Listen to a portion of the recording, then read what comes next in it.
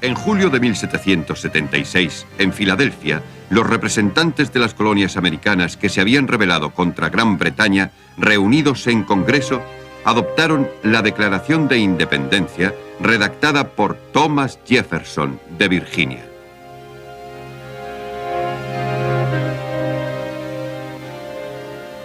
Consideramos que estas verdades son incontrovertibles. Que todos los hombres fueron creados iguales, que fueron dotados por su Creador de ciertos derechos inalienables, que entre estos se encuentran el derecho a la vida, a la libertad y a la búsqueda de la felicidad, que para garantizar estos derechos fueron instituidos los gobiernos entre los hombres y que sus justos poderes derivan del beneplácito de los gobernados, que toda vez que cualquier forma de gobierno se convierta en destructora de estos fines, es un derecho del pueblo alterarlo o revocarlo e instituir un nuevo gobierno. El rey de Gran Bretaña, proseguía la declaración, se había mostrado como un tirano y un usurpador. Su reinado sobre ellos había concluido. Los miembros del Congreso aprobaron el documento y lo firmaron uno por uno. John Hancock, presidente del Congreso, firmó en primer lugar con una enorme y osada firma para tener la certeza de que el rey Jorge pudiera leerla sin necesidad de lentes. En Filadelfia hubo un gran júbilo la primera vez que la declaración fue leída en público, y cuando el texto llegó a manos de George Washington, mandó que se leyera a todas las compañías de sus tropas. De este modo, había nacido una nueva nación y la bandera americana comenzó su larga evolución.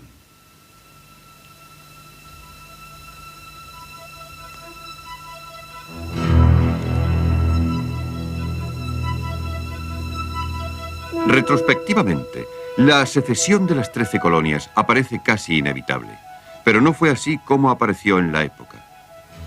Los lazos con Gran Bretaña eran muchos y sólidos. La frase «la madre patria» estaba llena de significado. Incluso las 4 colonias de puritanos de Nueva Inglaterra, establecidas por fugitivos religiosos, habían recibido títulos reales de fundación, y las otras colonias debían su existencia a la estrategia comercial de la política real. Las leyes de navegación habían vinculado a América con Gran Bretaña en una relación recíprocamente provechosa y durante los 50 años anteriores Gran Bretaña y los colonos habían desbaratado las amenazas de los franceses y de los españoles. Cuando los Pilgrim Fathers, los padres del peregrino, zarparon hacia América, llevaron consigo su cultura, su lengua y su religión. Los ingleses y los americanos blancos eran un solo pueblo. Cada una de las colonias buscaba el apoyo político de Londres, en vez de buscarlo en otras colonias. En el siglo XVIII fue necesaria una generación de desatinos británicos para alienar a los americanos. Incluso tras el estallido de la Guerra Revolucionaria en abril de 1775, que culminó con la batalla de Lexington, el Congreso de los Rebeldes tardó 15 meses en proclamar la ruptura final.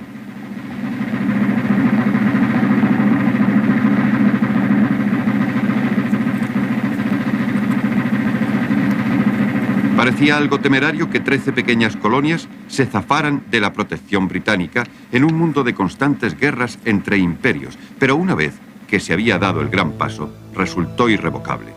La Declaración de Independencia implicaba no solo que América sería independiente, sino que sería una nueva nación, una república comprometida con la propuesta de Jefferson de que todos los hombres fueron creados iguales. Había nacido la democracia moderna, así como la nueva América.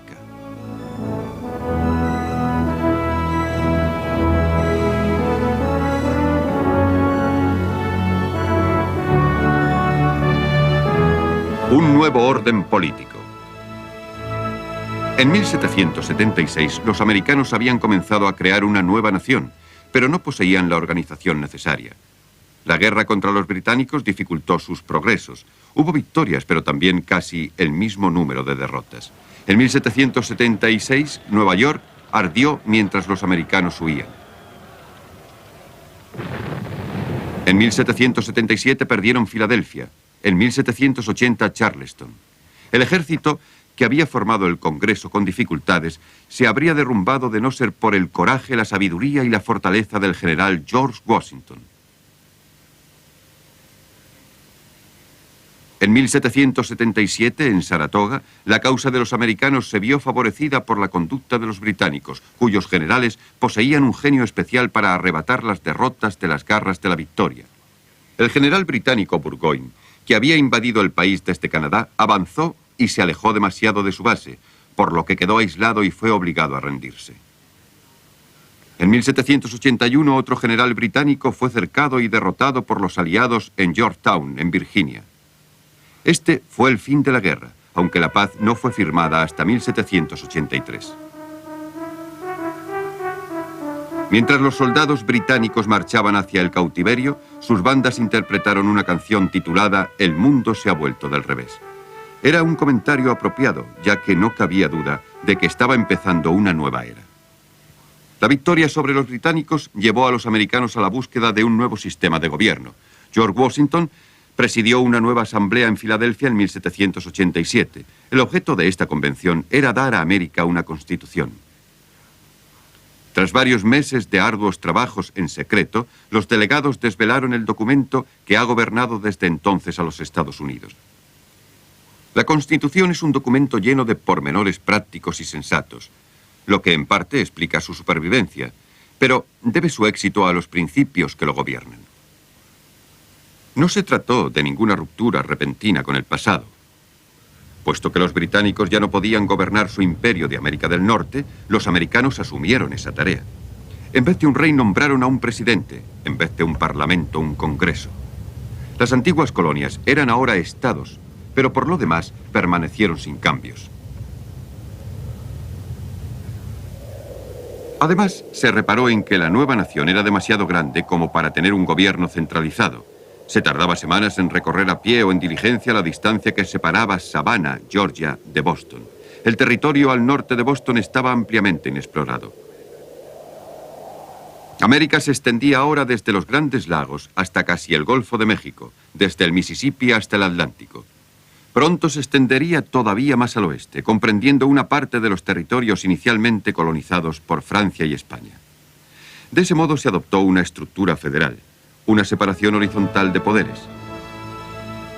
El gobierno central asumió ciertas funciones nacionales, como las de defensa. Por lo demás, a los antiguos estados representados por las 13 estrellas se les permitió continuar gobernándose. La Constitución dejó a América mucho espacio para crecer. Además, la República estaba pensada para ser una nación.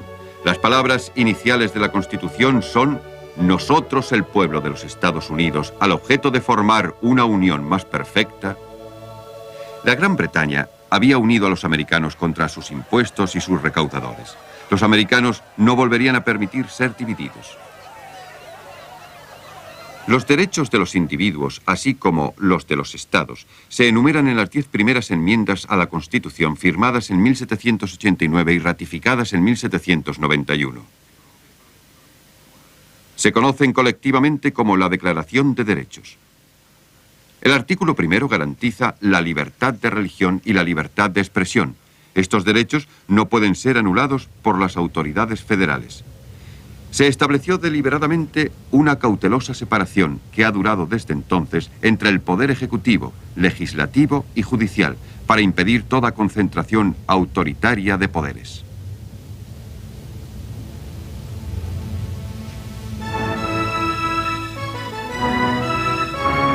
La conquista de un continente. La Constitución comenzó inmediatamente a demostrar su valor.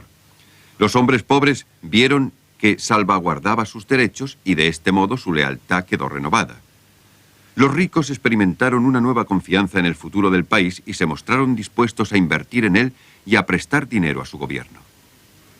La Constitución se convirtió en un lema nacional.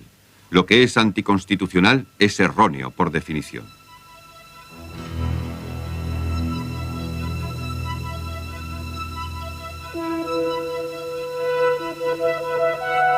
De este modo, una nueva nación se enfrentó con la tormenta de las guerras revolucionarias y napoleónicas entre Francia y Gran Bretaña.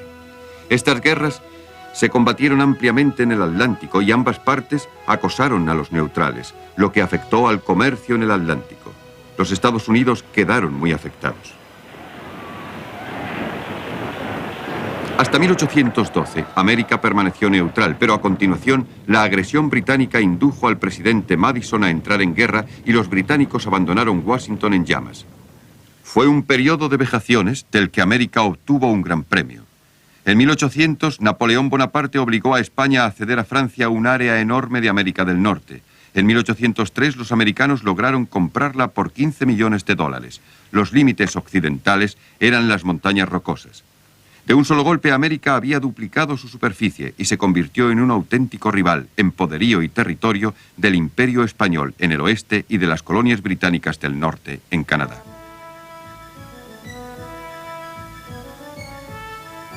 En cuanto se hubo anunciado la adquisición de Luisiana, un gran número de colonos cruzó el Mississippi en busca de mejores tierras, mayores riquezas y mayor libertad que parecían aguardarles más allá del atardecer.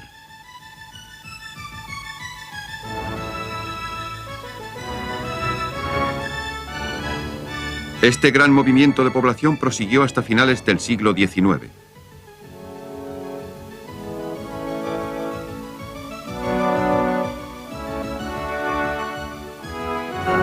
Fueron las caravanas las que hicieron a América, pero no sin guerras, no sin crímenes, no sin grandes sufrimientos.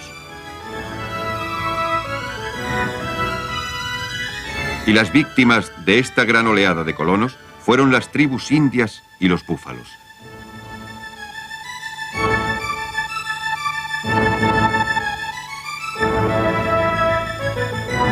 La conquista del oeste fue el episodio más romántico de la historia de América. Es uno de los relatos más conmovedores que jamás se hayan conocido. Pero su importancia estriba en el inmenso poder, rápidamente adquirido, que dio a los Estados Unidos, a medida que miles de colonos se precipitaron desde la costa este a la ruta de Santa Fe, a la ruta de Oregón y a muchas otras hacia el oeste.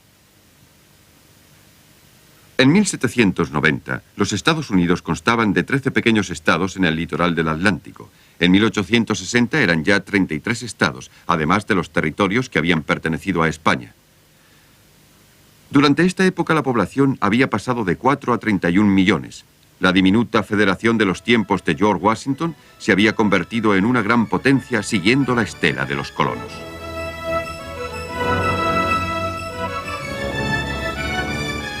El pueblo de la abundancia. Los americanos procedían básicamente de familias inglesas blancas y protestantes, pero la rápida expansión hacia el oeste no podría haber tenido lugar sin unas instituciones políticas que no fueran a la vez sólidas y flexibles. Estas las proporcionó la Constitución, pero todo lo demás debía venir de las personas.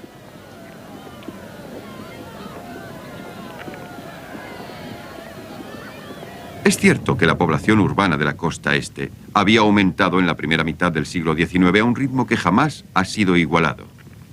En 70 años pasó de unos 200.000 habitantes a más de 5 millones. Además, la revolución industrial pronto echó raíces.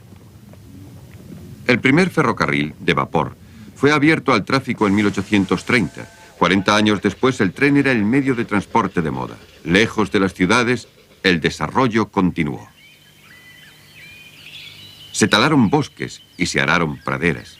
La inmensa abundancia de las tierras vírgenes de América se vio rápidamente. En 1850, los Estados Unidos exportaban 1 millón de Bisgels, medida de áridos equivalente a 35 litros de trigo al año. El crecimiento de la población fue espectacular y continuo.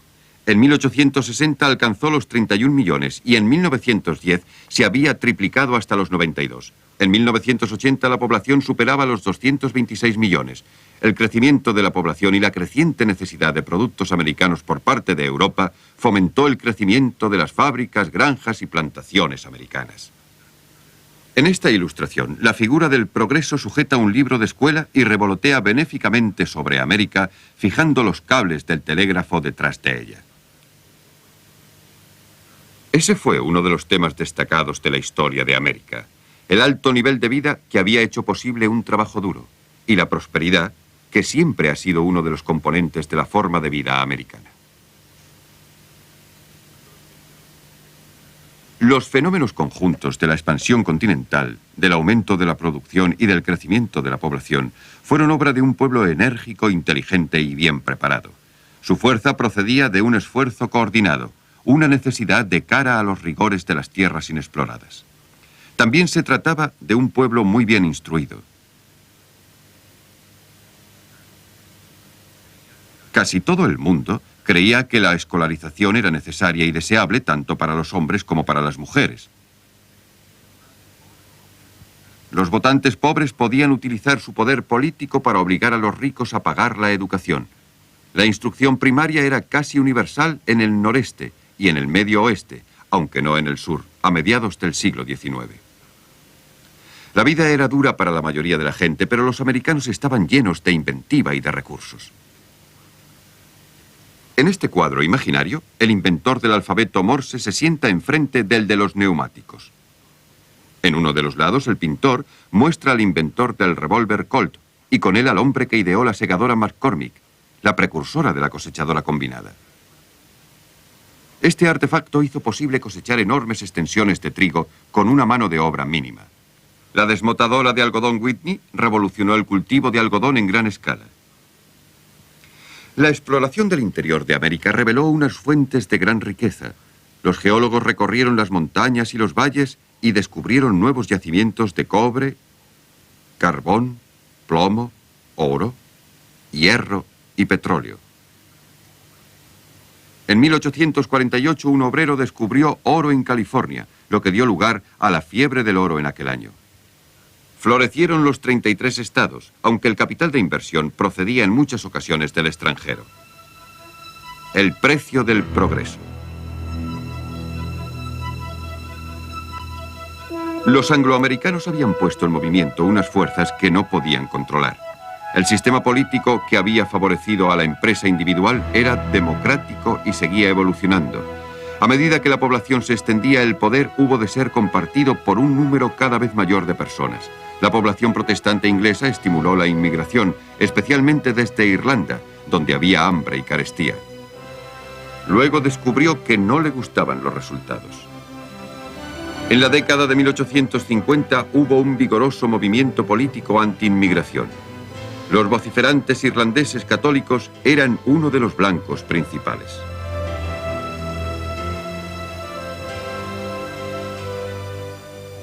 Hubo otro problema. América había sido arrebatada a los indios. Desde el primer momento los colonos habían luchado por lo que querían. Antes de que llegaran los hombres blancos, todo el continente estaba dominado por las tribus indias, pero en 1875 la mayoría de estas estaban confinadas en reservas. En 1930 esto era prácticamente todo lo que les quedaba. A lo largo del siglo XIX, el ejército estuvo constantemente en guerra con los indios, tratando de resolver los problemas motivados por la codicia y la hostilidad de los colonos.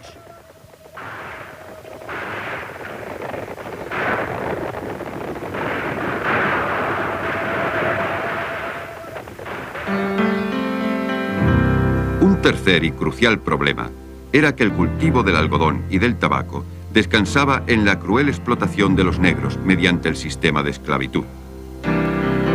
Puesto que las cosechas exigían una inmensa mano de obra, la esclavitud era una práctica aceptada en los Estados Unidos. Desde fines del siglo XVII hasta el siglo XIX, millones de negros fueron transportados a América desde África.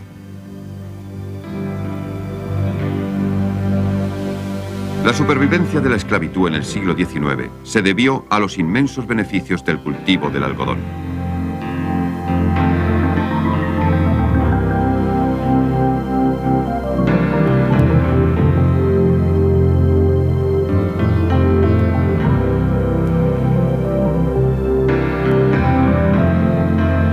Generación tras generación de negros crecieron y vivieron en las plantaciones cultivando algodón que luego se exportaba a los molinos de Lancashire.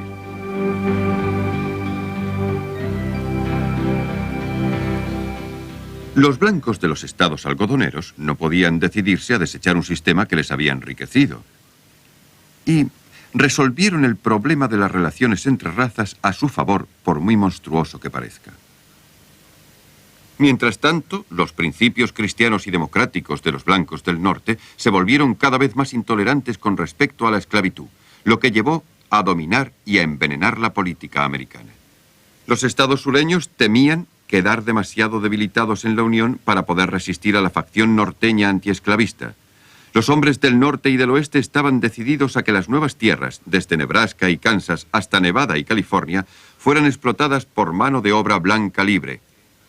Pensaban que en una competencia económica abierta con el sistema esclavista, los agricultores libres estarían en desventaja, al disponer de menos capital y de mayores gastos. En 1860 se produjo un punto de ruptura. La elección de un presidente antiesclavista, Abraham Lincoln, convenció a los estados del sur de que ya no estaban seguros en la Unión. Se separaron y formaron un nuevo independiente grupo político, los Estados Confederados. Casi todos los que poseían esclavos se incorporaron a ellos. El resto de la Unión les declaró la guerra para salvar a la vieja república.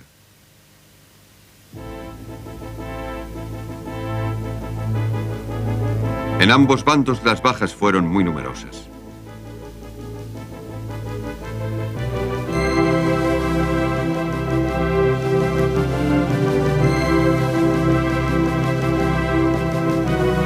Solo después de enormes sufrimientos y 4 años de lucha, con el sur en ruinas, fue cuando prevalecieron las fuerzas superiores de los estados del norte. América estaba salvada y la esclavitud, considerada como la auténtica causa de la guerra, fue abolida.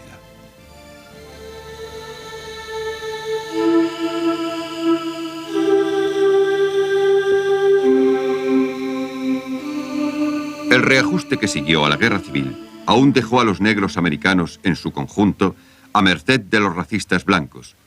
Por esto también se pagaría un precio terrible.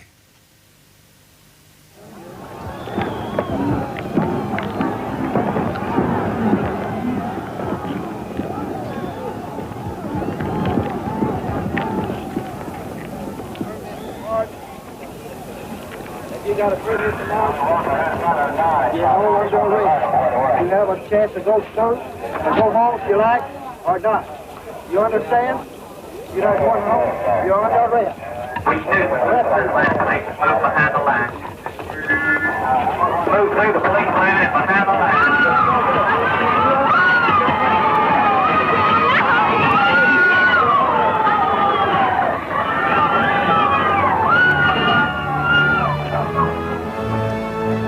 La fórmula de 1776 había sido protegida en América y aún sigue siendo una nación continental concebida en libertad, tal y como la había definido Lincoln. El gobierno del pueblo, por el pueblo y para el pueblo aún no ha desaparecido de la